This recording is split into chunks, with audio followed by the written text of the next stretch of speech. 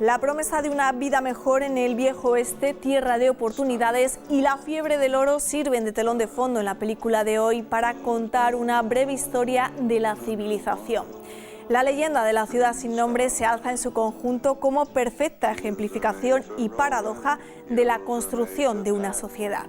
Los sueños de los nómadas en constante movimiento y las ilusiones de los sedentarios por alcanzar la prosperidad ofrecen una visión panorámica de lo que aún queda en cada uno de nosotros, de nuestros ancestros. Todo ello contado y cantado de manera divertida por un trío maravilloso: Jean Seberg, Clint Eastwood y Lee Marvin.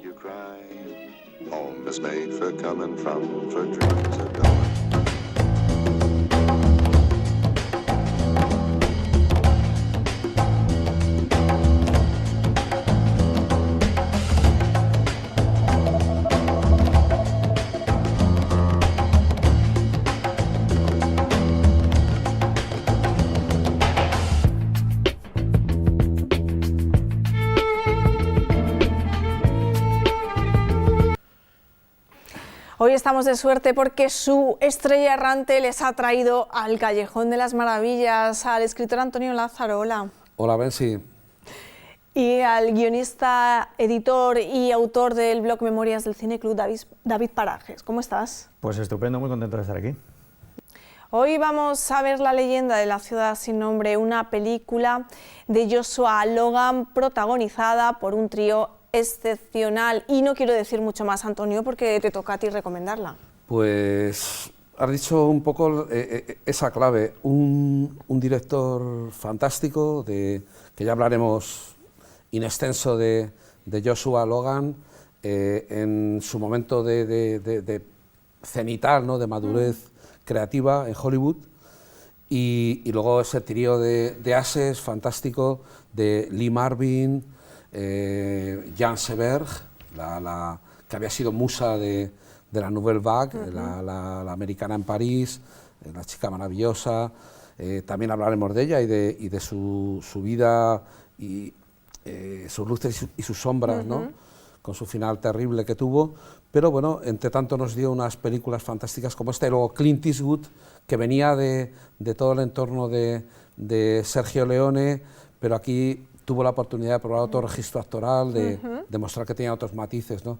La película en sí es un género un poco singular, que creo que no se ha frecuentado mucho, que es el western musical, que funciona. Yo creo que es un cóctel con eso, sobre la base de esos tres grandes actores, de ese trío magnífico, y la dirección de Joshua Logan, y todo un despliegue coral. Luego plantea temas muy interesantes sobre la convivencia, sobre el amor, sobre la colonización de territorios. Plantea temas que yo creo que van a dar pie a un debate interesante, y sobre todo es una película que para cinéfilos nuevos, para espectadores de nuevo cuño, o gente que la viera hace mucho, es la oportunidad de revisitarla, que no es una película muy accesible realmente. Es una película del año 69, muy representativa de su época y muy disfrutable. Y es una pena, ¿no, David?, que no sea una película hoy en día demasiado accesible. Y es curioso además porque es verdad que, y ahora voy a hacer un poco de abuelo ya, cuando éramos chavales es una película que pasaban constantemente por televisión. Era la típica película familiar, ¿no?, que ponían los fines de semana. Y sí que en su día gozó de mucha popularidad. Yo pienso que de alguna manera se sigue recordando, pero es verdad que este tipo de cine a lo mejor ya no tiene tanta cabida en los canales generalistas, ¿no?, por así decirlo. Yo pienso que es una película indispensable por varios motivos, pero sobre todo hay uno muy poderoso, y es Lee Marvin, que es como una especie de milagro cinematográfico. Hay personajes que justifican una película entera, y este es el caso de La leyenda de la ciudad sin nombre. La presencia que tiene Lee Marvin, la caracterización, la forma de caminar, o más bien de tambalearse, la forma de hablar, la forma de mirar, o sea, hace una composición de un personaje tan brillante, tan magnética, tan poderosa, que para mí justifica el visionado de esta película, y bueno, deseando volverla a ver, porque la verdad es que es una película, como se dice, de las que ya no se hacen. Y de las que ya no se comentan en televisión, salvo en El Callejón de las Maravillas, así que véanla y después la comentamos.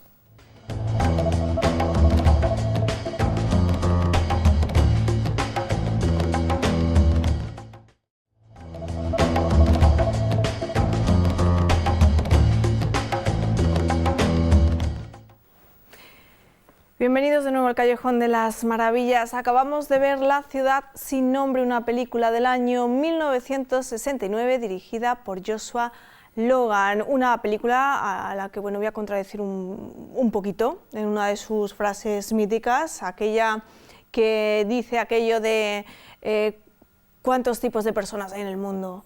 ¿No? Y Lee Marvin contesta, los que se van y los que se quedan. No, hay tres, y los que están en el Callejón de las Maravillas, como vosotros y todos los espectadores que nos están viendo. Una película, por cierto, repleta de frases maravillosas, y aquí vamos a inaugurar una sección por sugerencia de Antonio, ¿no? De las frases... El diálogo más chispeante, ¿no? Sí. El diálogo a recordar, o como en esta película, como bien dices, hay tantos diálogos inolvidables y geniales. Se basa en una obra teatral como tantas otras adaptaciones de, películas de Joshua Logan, que era un hombre que procedía claramente se decantó más por el lado actoral, lo compatibilizó, más que lo compatibilizó, lo alternó alternó estancias y triunfos, incluidos el Pulitzer de teatro y tal, en Broadway, con el salto a Hollywood, que lo hizo en un par de periodos. Esto pertenece al periodo más longevo de dedicación al cine de Joshua Logan, que trabajó en Hollywood entre el 65 y el 55 y el 70 o cosas así, que fue quizá el más fructífero, ¿no? Con títulos como Camelot, Bus Stop, aquella película tan bonita, creo recordar que con Marilyn, ¿no? Sí, con Marilyn, del año 56, que todas tenían un poco un pie puesto en el musical de vez en cuando, ¿no? Eran musicales sui generis, y quiero decir todo esto a propósito de los diálogos ingeniosos. Claro, se basaba en piezas teatrales ya muy elaboradas, donde el diálogo ya jugaba mucho, ¿no? Pero en esta película, claro, encima con un actor en estado de gracia y de plenitud como Lee Marvin, destaca especialmente, ¿no? Y además era, no solo una pieza teatral, sino un musical de Broadway, ¿no? Que de alguna manera eso se nota en toda la coralidad del reparto, ¿no? Hay muchísimos actores en esta película.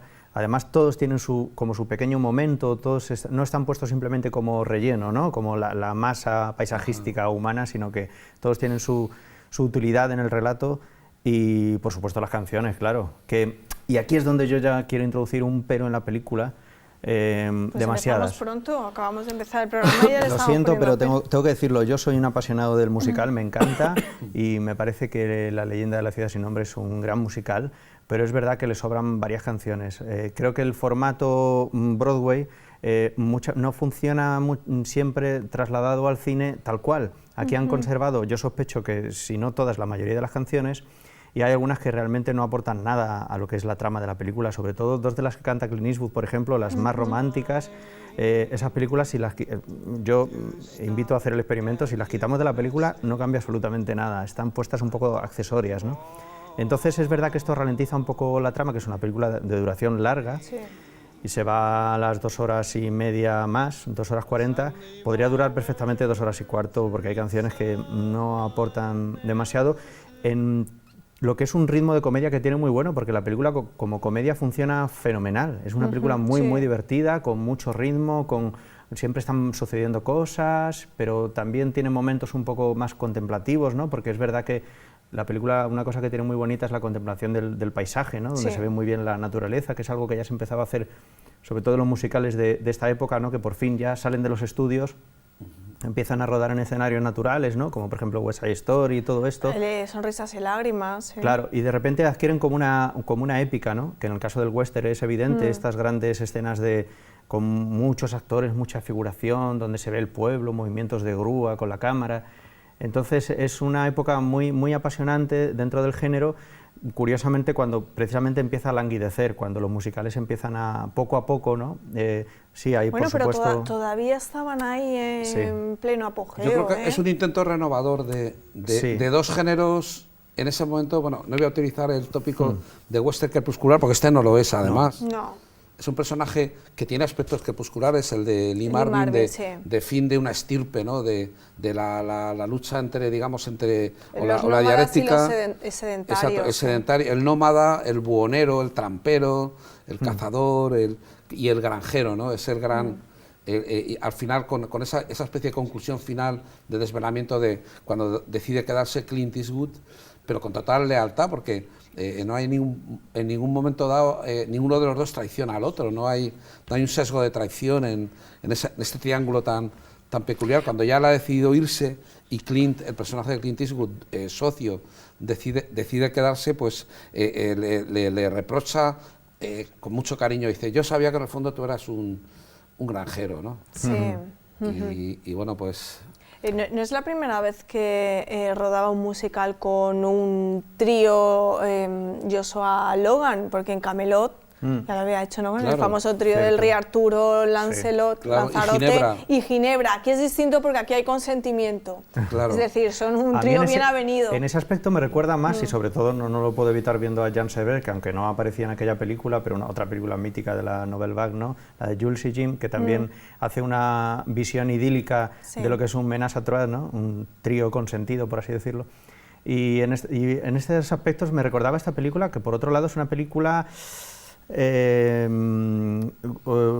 con aspectos un poco peliagudos, ¿no? Vista hoy, es decir, es una película atrevida, sí, pero hasta el punto de resultar a veces hiriente.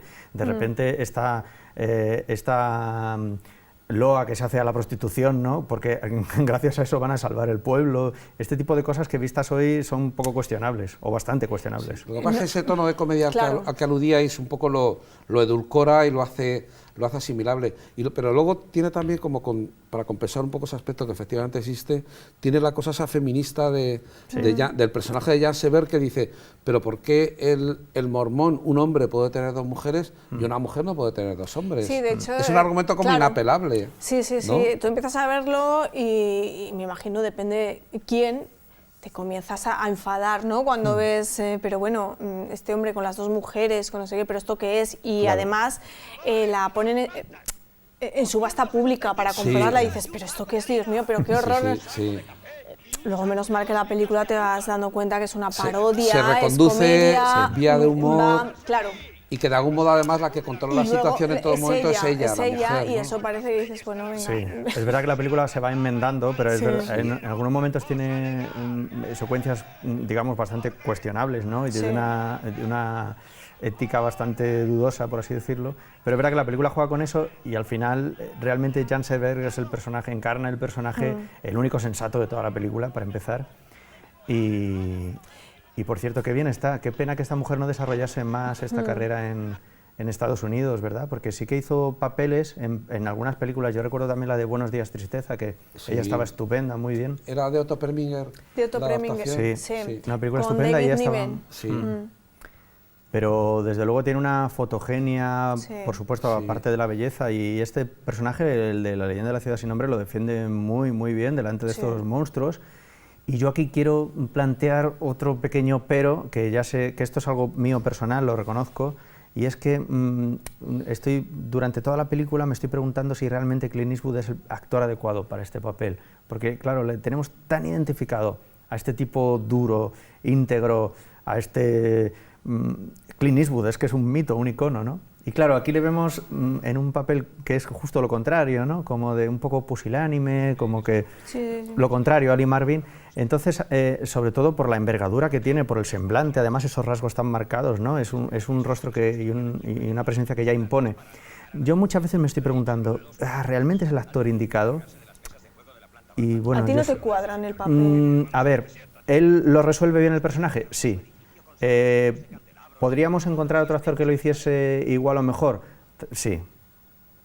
Pues a mí no me disgusta nada aquí Clint Eastwood. O sea, al contrario, agradezco verlo en otro registro, que no sea el Es que es novedoso también el registro para su antagonista, para Lee, porque era un duro implacable. Sí, en el cine a quemarropa, y en esta película lo sigue siendo, es una especie de bufón, ¿no? Sí. Pero es muy es irónico. Un duro amable. Pero lo sigue siendo en el aspecto de que es un tipo básico, ¿no? Es una especie de caricatura. Y bueno, el Lee Marvin sí que hizo también muchos westerns, sobre todo, ¿no? Y algunos Claro, de ellos cercanos a la generalmente comedia. hacía de duro prototípico, vamos, Sí, sí, canónico. sí, sí. Un poco, claro, el paje, Clint Eastwood era el duro imperturbable, además, sin Pero, por ejemplo, yo veo... gestualidad, y aquí demuestra que tiene gestualidad Claro, también. yo veo, por matices. ejemplo, Los puentes de Madison y me creo a Clint Eastwood siendo un personaje muy diferente a todo lo que ha hecho anteriormente, ¿no? Un tipo más sensible, y me lo creo muy bien. Pero en esta película me cuesta un poco más, pero yo reconozco que no es el problema de Clint Eastwood, que el problema es mío por esa identificación que tengo como espectador. Te descuadra un poco, ¿no? Exactamente, sí. Pero... La verdad es que descoloca, pero yo creo que entras finalmente en el juego y hay química entre los dos. Y bueno, y entre los tres, porque habréis leído por ahí que hubo un romance entre Jan Seberg y Clint Eastwood. Ajá, En no el sabía, ¿no? Fue efímero, lo que duró un poco el rodaje y algún tiempo más. Y bueno, aquí si queréis podemos hablar un poquito de Jan Seberg, al hilo de lo que tú decías de... Hombre, hizo películas, el papel de joven esquizofrénica maravilloso en Lilith, de Robert Rosen. Peliculón, sí, sí. Es un papelón. Sí, sí. Y luego hay otra película francesa que es de lo último que hizo en los 70, que no recuerdo la referencia, pero que creo que también es muy buena, que no recuerdo si la he visto y me encantaría verla. O sea, yo creo que es una actriz valiosa y sobre todo fue muy icónica de su generación. Pero precisamente por eso me llama la atención que no tuviera mayor recorrido en Hollywood y en... Claro, pero llegó a estar muy cotizada porque incluso esto es puro estrellato. Esta película es una gran producción internacional de Hollywood, ¿no? Muy cara, una película además, de alto presupuesto y tal. Y luego, claro, Jan Seberg lo que tuvo es una vida privada muy atormentada, ¿no? Perdió un hijo de un romance que tuvo con un señor mexicano y tal. Luego se casó con Romain Gary, que era un escritor francés de mucho éxito, muy adaptado al cine, africanista, de temática africana, de novelas ambientadas en el antiguo imperio colonial francés en África, y vivió, pero claro, un hombre como 20 años mayor que ella, vivieron un romance que no debió ser atormentado, pero que en un momento dado se extinguió, pero mantuvieron el afecto y él la apoyó, y al perder ese hijo, creo que empezó a entrar una onda autodestructiva y se intentó suicidar en el metro de París en el verano del 79, y la salvó un señor que estaba ahí en el andén y tal, la logró sujetar y tal, pero claro, una semana después ya recurrió a los barbitúricos y falleció. Por cierto que Romain Gary habló de que había habido un complot del FBI, era una época un poco conspiranoica, ¿no? Con lo de Pasolini y todo eso. Lo cierto es que ella estuvo muy comprometida con la lucha anti-apartheid, y el FBI lanzó el bulo de que estaba embarazada de un dirigente de los Black Panthers, que no era cierto. Y de hecho creo, y ya como dato, como dato curioso, también tuvo una relación muy estrecha con este director español. Ricardo Franco. Sí. Es verdad, no. De hecho, la película esta que tuvo tanto éxito de La Buena Estrella, está el personaje de... Inspirador. No, perdón, La Buena Estrella no, otra que hizo con Ariadna Gil, que el personaje estaba basado un poco en Jan Seberg. Y en... Lágrimas negras. Sí. Que la dejó inconclusa, ¿no? Y luego Lágrimas negras. Había, creo que algo así se titulaba, no lo sé, pero creo que hubo un Mm. proyecto de Ricardo al que, por cierto, conocí y traté una época en Madrid, y un proyecto que tuvo muy juvenil, que fracasó por algo de tipo de financiación en África, de atravesar el desierto, no sé qué, una película con Jan Seberg de protagonista. Entonces creo que hubo debieron de estar unidos una relación, sí. Un romance, efectivamente, pero Jan Seberg es de una gran modernidad. Si os fijáis, ese aspecto un poco andrógino, puso de moda el pelo súper corto. Con la película la última escapada, no al final de la escapada, perdón, de Godard, claro, es la imagen icónica de Jan Seberg, ¿no? Con la camiseta, la chica post-existencialista, ¿no? La chica Nouvelle Vague, pero era la modernidad. Claro, pero así como Jean Moreau, por ejemplo, sí que tuvo una larga carrera internacional y pudo expandirse de una manera muy, muy contundente, ¿no? Jan Seberg es un nombre conocido para los que somos aficionados al cine, pero el público en general no le dice nada ese nombre. A lo mejor si ven una fotografía y al final de la escapada, sí, esta es la chica aquella y tal, pero es verdad que teniendo la madera que tenía, la belleza que tenía, el talento que lo demuestra en esta película, es curioso que no tuviera porque reunía todas las condiciones para haberse convertido en una gran estrella. Ajá. Pero bueno. Estuvo ahí a punto, pero Sí. Nos dejó Pero este gran la papel. suya era una estrella errante también. También. También, como Totalmente, la de totalmente. Lee Marvin. Que por cierto, un tema, el de la estrella errante, que conoce prácticamente todo el mundo y probablemente muchas personas no asocian a esta película, pero es un tema muy, muy popular, se hizo muy popular. Es que Además, es muy bueno. es de esas canciones que a los que no cantamos bien, pues nos reconfortan, porque nos demuestra que todo el mundo en realidad puede cantar, ¿no?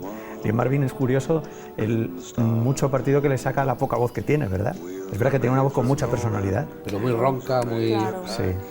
Y luego también es este tipo de canción, de musical, que es más bien más recitado que cantado, ¿no?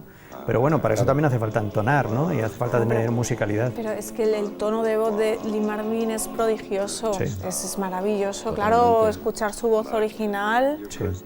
es fantástico. Es voz de borracho fabuloso, porque se pasa media película retorciéndose en el bar. Es una película que da mucha sed, ¿eh? A mí por lo menos yo estaba un poco como Lee Marvin a veces viendo la Da película. ganas de echarse un chupito de whisky, ¿verdad? O dos. Aquí no utiliza, aquí me vende la botella directamente. ¿eh? ¿Ves qué divertido es cuando de repente, en todo este lío de las galerías, cuando le persigue el toro y todo esto, en una de estas encrucijadas de túneles, recuerda que tiene una botellita guardada ahí en la lámpara. Cuando le está persiguiendo el toro, Sí, ¿no? sí, y la coge para coger fuerzas, ¿no? Es un personaje, yo no podía evitar recordar muchas veces, es que es como un personaje de dibujos animados realmente. Me recuerda además a una caracterización muy típica de las películas de Walt Disney, de este tipo de películas tipo Los Aristogatos, La Dama y el Vagabundo. Él podría ser un personaje de estos, uno de esos perros de La Dama y el Vagabundo. Totalmente. La forma de moverse y de mirar y esta forma de... Y esa escena que es desternillante, ¿cómo la resolverían en teatro? La de la destrucción de la ciudad sin nombre, que es El hundimiento. El hundimiento. De la ciudad sin nombre. con un recurso teatral de comedia de magia, ¿no? De la típica trampilla en el... Una Pero caja claro, mágica, no podría ¿no? ser tan espectacular, no sé cómo lo harían. Desde A nivel luego. escénico, Qué buen de caja gag, escénica. Qué buen Sí. gag es cuando se hunde el predicador, El ¿no? predicador. Claro, Sí. que hace mucha, claro, el predicador que no se quiere ir de la ciudad, está encantado, Fíjate. reconozcámoslo. No, no, es que además en la huida se instala en la ciudad el predicador y está tan a gusto. Totalmente, pero Nunca se va a une encontrar con tantos su clientes. enemigo, Claro. se une con el antagonista, con el digamos, el sinvergüenza del espectáculo, bueno, sinvergüenza según el predicador, ¿no? Sí. Se caen en la zanja los dos y van huyendo del toro los dos, apoyándose, claro, sálvese quien pueda, ¿no? Esa parte es desternillante, pero la comedia llega a su punto un poco de clímax y es un poco parque temático quizá también cuando de repente aparecen todo está sincronizado dentro del desastre, ¿no? Claro. Y aparecen con el Pero en trineo realidad, ese, claro. con las chicas del salón, Pero en el realidad, río, tal. lo que está haciendo es reproducir esta tradición. A ver, yo no soy un experto en la Biblia y en estas historias antiguas, pero hay una tradición de historias de ciudades del pecado que al final sucumben, ¿no? En sí Claro. mismas. O incluso recuerdo, no sé... Sodoma y Gomorra, claro. Claro, pero eso también en la literatura lo hizo también Bertolt Brecht, ¿no? Estas especies de metáforas de ciudades, ¿no? En Mahagoni, estas cosas, estos musicales que luego hizo con Cart Bale, donde realmente al final pasaba esto, que eran ciudades que se autodestruían, ¿no? Tenían una... Claro. Luego también, claro, era una especie de... Es un castigo bíblico al becerro del oro, Claro, que a los aquí es el vicios, toro, sí. además. Aquí es el toro, sí, y puede simbolizar Además también se un parece poco al becerro, el sí, ese subterráneo tipo donde de se toro. cae todo el oro, el polvo de oro, ¿no? Y Pero lo recogen. lo que me gusta de esta película es que lejos de al final enmendarse y hacer una lectura buenista y positiva, ¿no? Que es al final lo típico, lo que suelen terminar las películas de Hollywood, no. O sea, estos han destruido la ciudad con la que habían soñado, pues vamos a otro sitio y la montamos otra vez, ¿no? Siempre están como buscando al final... No, pero fíjate, de la destrucción luego hay un mensaje porque de la muerte, si nos ponemos un poco en clave simbólica, la muerte de del hermano, y es superviviente socio, pero el hermano ha fallecido, de la muerte surge el encuentro del oro, que es la vida, la promesa de riqueza, de futuro, la creación de la ciudad sin nombre, y luego del hundimiento de la ciudad minera y de todo el rollo que se han montado estos ahí tramposos, digamos, todo el caos, todo el cisco, va a surgir una ciudad a través de los granjeros, que es lo que les anima a irse, porque, como bien dices, ¿no? a esa nueva búsqueda, porque se va a crear una ciudad con su ayuntamiento, su escuela, su juzgado, y eso ya no les gusta. Ya no interesa, les gusta el follón, Sí. el cisco, ¿no? Pero en el fondo nos parece que es una breve historia de la civilización, ¿no? Exactamente. Es, bueno, esos nómadas que van buscando un lugar donde asentarse y crean un poco, pues van creando las leyes. Sí, además Claro. está un poco reflejado, por un lado, en lo que es la historia de los Estados Unidos, de los Sí. pioneros que llegaban, se instalaban, ¿no? Se convertían en granjeros, estas cosas. Luego, por otro lado, está un poco lectura que pudiera tener bíblica, ¿no? Y luego lo que me gusta, un poco al hilo de lo que acabas de comentar, es que dentro de esta comedia tan vertiginosa y tan loca a veces, ¿no? Luego también tiene como, se toma su tiempo. Y de repente tiene momentos en los que, por ejemplo, esa escena bastante bonita con la canción de lo de la lluvia, el viento, ¿no? Y todo esto, donde hay ahí un aspecto contemplativo de la naturaleza y de repente como la película como que se para, tiene un pequeño ahí receso, luego sigue. Me gustan esas películas en las que se nota el paso del tiempo. O sea, van pasando los años, transcurren las cosas, los personajes van evolucionando, la ciudad va creciendo y todo eso se ve. No es que te lo explique alguien o que de alguna manera se inventen algún tipo de elipsis, Te sino lo que muestra. y tú como espectador incluso lo sientes. Sientes que hay algo que está fluyendo ahí, ¿no? Y yo creo que hay otro elemento también, que es un poco el lado ese feminista, por así decir, en un sentido filosófico, que es la mujer como elemento civilizador, porque la que quiere permanecer y la que va a defender su casa, su territorio, Claro. es Sí. ella. Sí. En un momento dado que ellos se vayan y tal, se queda socio, vuelve socio, no se Pero va. habla también de claro, cómo se forman la mayoría de las sociedades en el planeta, no Claro, todas. el sedentarismo, Pero la claro, mujer como factor de avance. necesitas un anclaje para poder criar a los Claro, hijos. de arraigo, como factor de arraigo. Exacto. Los bebés las crías de los humanos son de las que más tiempo necesitan Claro. para salir adelante. Y, Lo que y aquí se necesitan plantea otro claro. aspecto a lo mejor un poco cuestionable de la película, ¿no? Y dentro de su incorrección política, que tiene mucho, Sí. y es al final el personaje de Clint Eastwood casi se puede interpretar como casi una derrota o que se está doblegando, por así decirlo, ¿no? Porque él al final entra en esa casa un poco no de muy buena gana, por así decirlo, es decir, bueno, venga, hago la concesión, al final me quedo yo. Esa forma de arrojar el sombrero, no tienen una escena, digamos, ni siquiera se miran, él mira por la ventana. Porque se han es como una convertido ya concesión. en un matrimonio convencional, es una pequeña crítica. Que es lo que puede no querían ser, ¿verdad? claro.